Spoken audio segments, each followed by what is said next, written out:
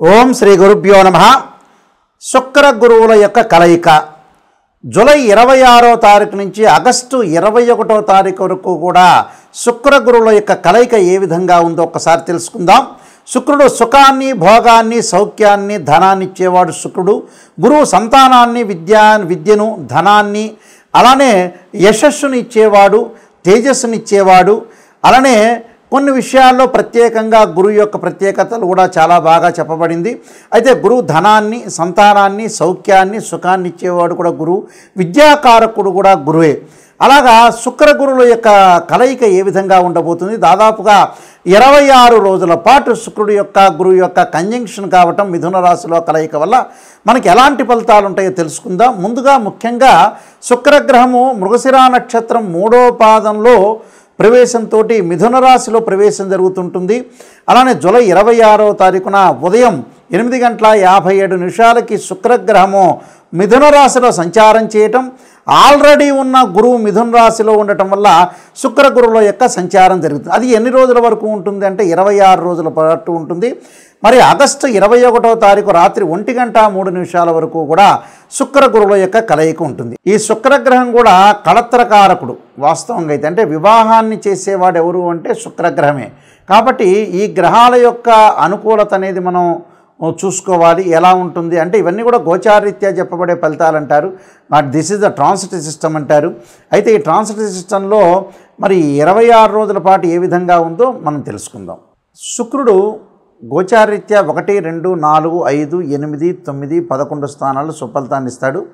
అలానే గురువు 2, 5, 7, 9, 11 స్థానాల్లో సుఫలితాన్ని ఇస్తాడు గోచారరీత్యా కూడా. అలానే ఇక్కడ ఏదైనా సరే గ్రహం మిత్రగ్రహాలు, అలానే శత్రుగ్రహాలు అనేవి ఉంటాయి. ఆ గ్రహాలు ఏ విధంగా ఉంటాయో తెలుసుకోవాలి. శుక్రగురువుల యొక్క కంజంక్షన్ వల్ల ఏ విధమైన ఫలితాలు జరుగుతాయో చూసుకోవాలి. ముఖ్యంగా ఇక్కడ శుక్రుడు గురువుకి సముడవుతాడు, గురువు శుక్రుడికి శత్రుత్వం అవుతాడు. అక్కడ ఈ 2 గ్రహాల యొక్క కలయిక ఏ విధంగా ఉంటుంది అంటే ఏ విధమైన ఫలితాలను అనుభవిస్తుంటారనేది మనం తప్పకుండా చూసుకుందాం. ఎలాంటి ఫలితాలు ఉంటాయో, ద్వాదశ రాశుల యొక్క ఫలితాలు ఏ విధంగా ఉన్నాయో ఒకసారి మనం తెలుసుకుందాం. సింహరాశి వాళ్ళకి శుక్ర గురువుల యొక్క కలయిక ఏ విధంగా ఉందో తెలుసుకుందాం. సింహరాశి వాళ్ళకి ముఖ్యంగా లాభస్థానంలో శుక్ర గురువుల యొక్క కలయిక. అంటే సింహరాశి వాళ్ళకి లాభంలో శుక్రగురువుల యొక్క కలయిక ఏ విధంగా ఉండబోతుంది ఏమిటి అని అంటే ఇవన్నీ కూడా గోచారరీత్యా చెప్పబడే ఫలితాలు. అంటే తృతీయ రాశ్యాధిపతి అయిన శుక్రుడు, అలానే దశమాధిపతి అయిన శుక్రుడు లాభస్థానంలో ఉండటం, అలానే ఈ రాశి వాళ్ళకి ముఖ్యంగా మనం పంచమాధిపతి అయిన గురువు, అలానే షష్ఠమాధిపతి అయిన గురువు ఏకాదశ స్థానంలో ఉండటం జరిగింది ఇక్కడ. అంటే శుక్రగురువుల యొక్క కంజంక్షన్ జరిగింది ఇక్కడ.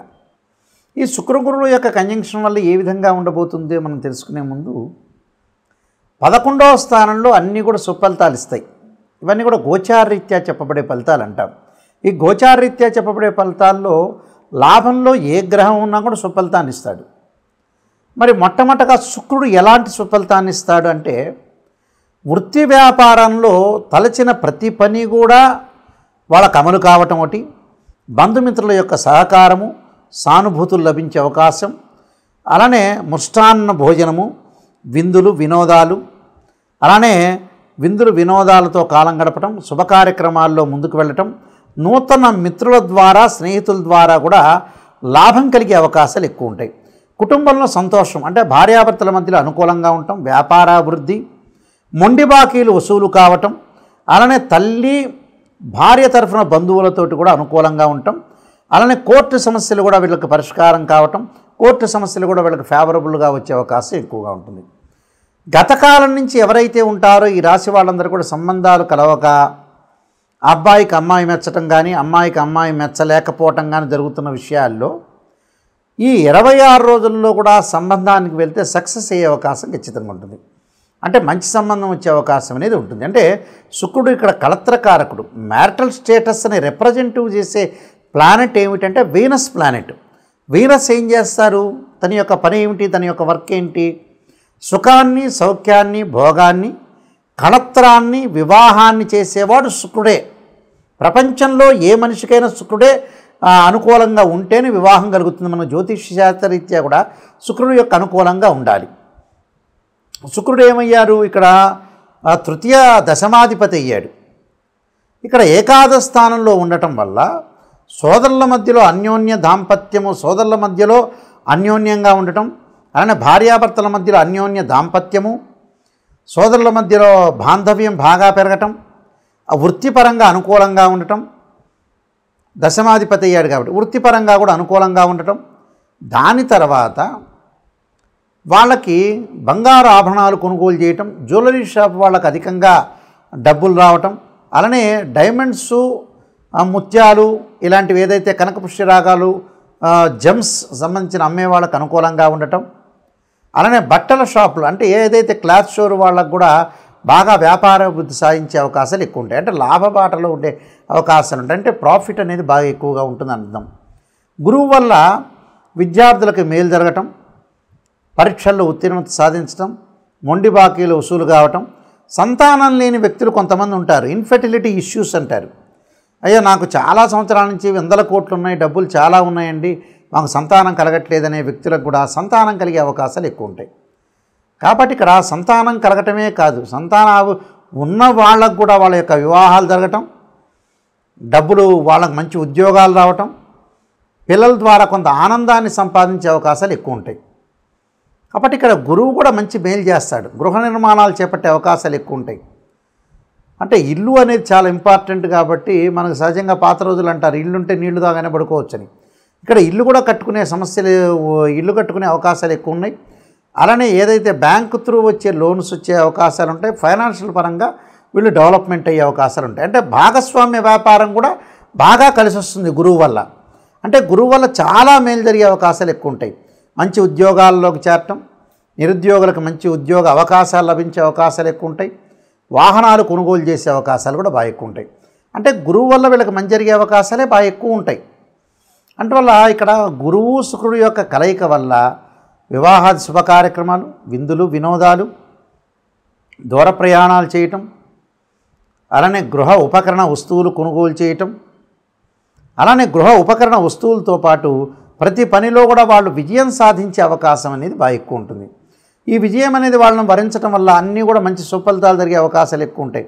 అంటే కార్మికులకి, కర్షకులకి, చిన్నవాళ్ళకి, పెద్దవాళ్ళకి అందరికీ కూడా అనుకూలమైన వాతావరణం, అనుకూలంగా వృత్తి ఉద్యోగ వ్యాపార రంగాలు అందరూ కూడా విశేషం సాధించే అవకాశాలు ఉంటాయి. ఈ 26 రోజుల పాటు మీరు అన్నీ కూడా మంచి పనులు చేస్తే విజయాన్ని సాధించే అవకాశం ఖచ్చితంగా ఉంటుంది. శుక్ర గురువుల యొక్క కలయిక వల్ల కొన్ని మంచి చెడు యొక్క ఫలితాలు అనేవి బాగా ఎక్కువగా ఉంటాయి. శుభ అశుభ మిశ్రమాలు అనేవి ఉంటాయి. కాబట్టి మనం ఎలాంటి ప్రత్యేకంగా రెమెడీస్ చేసుకోవాలి అంటే జీవితాన్ని సాఫల్యం చేసుకోవాలంటే ప్రతి వాళ్ళకు కూడా నెగిటివ్ పాజిటివ్ రెండుగా ఉంటాయి.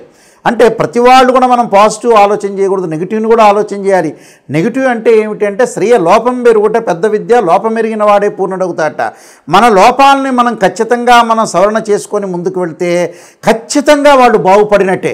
అది 100% నేను చెప్తున్నాను.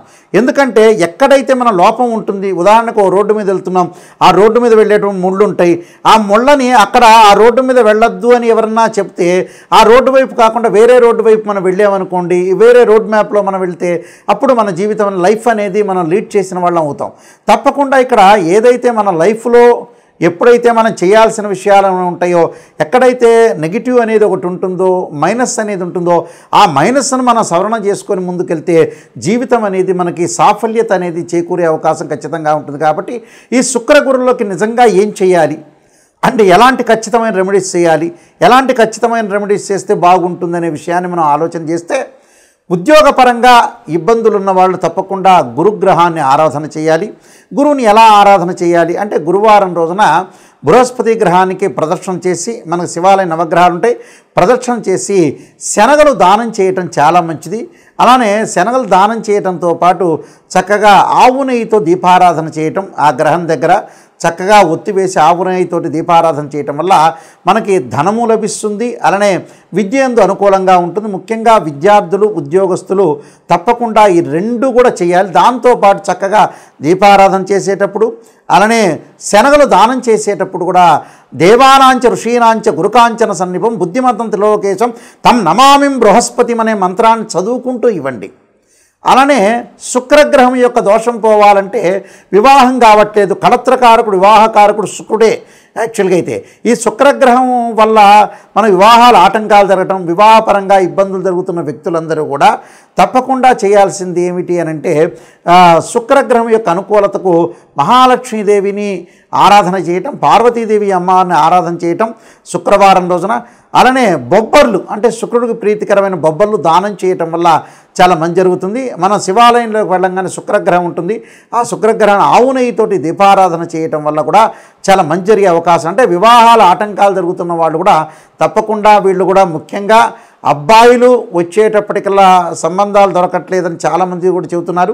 అక్కడ అబ్బాయిలు తప్పకుండా మనకు ముఖ్యంగా కన్యాపాశుపతాస్త్ర రుద్రాభిషేకం, అమ్మాయిలు వచ్చారు వరపాశుపతాస్త్ర రుద్రాభిషేకం, అఘోర గౌరీపాశుపతాస్త్ర రుద్రాభిషేకం చేయటం చాలా మంచిది.